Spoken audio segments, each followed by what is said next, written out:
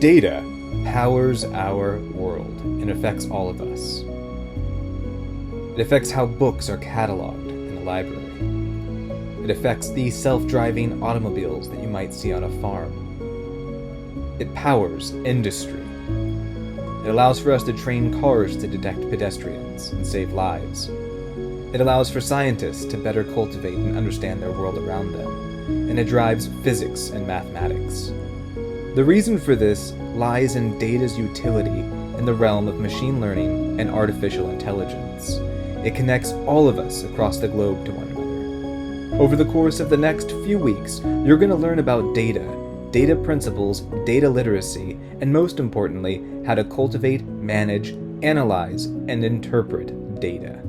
So let's get started by taking a trip down to Southwest Florida along the beautiful, serene beaches of Fort Myers Beach. I'm here on Fort Myers Beach, and it might seem weird for a video that focuses on data and data science to begin in a place like this. But the way I see it, why be anywhere else? So why pick a beach? Well, as you start to work with data and you start to go back out into the real world, you'll start to view that entire world through a lens of data.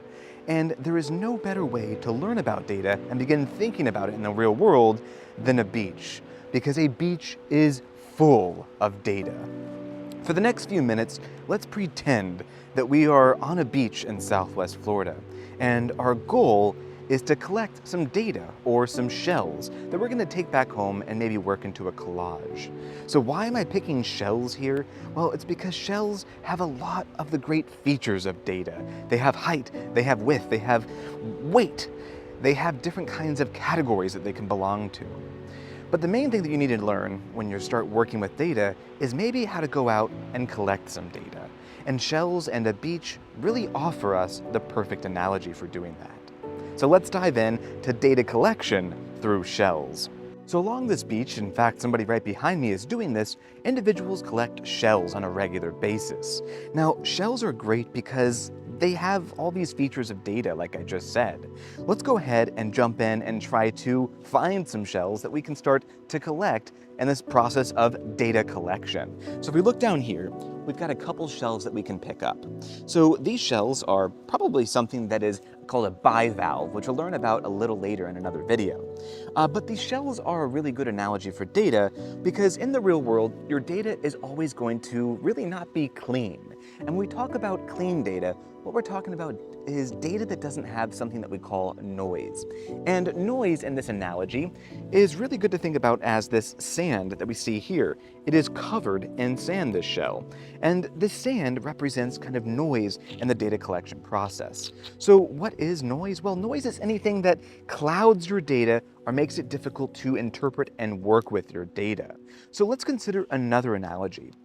Imagine we put out a survey, and in this survey, we wanted to talk to a bunch of different people and maybe find out about their commute times on a subway station. Now, in this analogy, we could probably ask people, put down your commute time. Now, most people might put down maybe 15 minutes, maybe 1 hour. Now, here we have a problem when it comes to tidy data because we didn't specify the unit of measurement. But other people might put down things like blue, or they might not put anything at all in this field of time. These are all different forms of noise, and how we handle noise and how we clean data to remove the noise is going to be different depending on the data. Oftentimes, we have to ask ourselves, why does the noise exist? Did somebody put down blue to be intentionally malicious? Does that mean that we should ignore all the other inputs from that user? Did the data get inputted just simply incorrectly because our fields weren't very clear, because they weren't tidy data fields? So we start to ask these bigger picture questions.